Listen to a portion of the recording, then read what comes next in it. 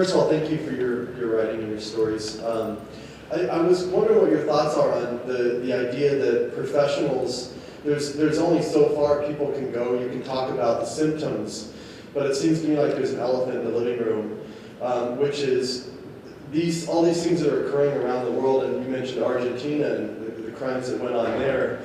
There are culprits to these crimes that New York Times writers and different writers not seem to be either allowed to, or they refuse to write about the direct connections between the economic and monetary system itself. In other words, we take for granted that this is the only kind of system, and we can't question capitalism. This is the only way it can be, and this is just the natural progression of things.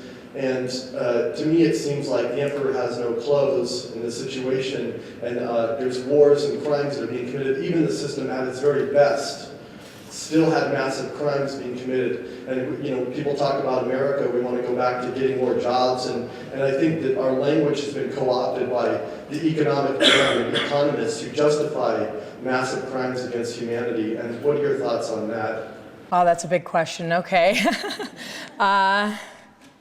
There are other countries that have tried different systems. I mean, I think certainly capitalism is not perfect, and certainly, you see that with free trade.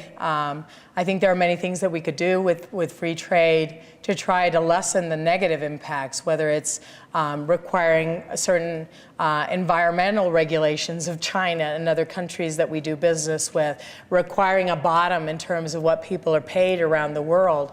Other systems have been tried in the world, and you can ask people who have lived in Russia and lived in other countries. Perhaps they were implemented imperfectly, but people didn't like those systems very much either. So, I agree with you that that this system, we are creating a larger gap in this country between the haves and have-nots, and I'm very worried about those trends that I see. But this is a very conservative society, and it's become more so as I've grown up. And I guess I don't view it as realistic that the United States is going to completely subvert the system, the economic system that we have.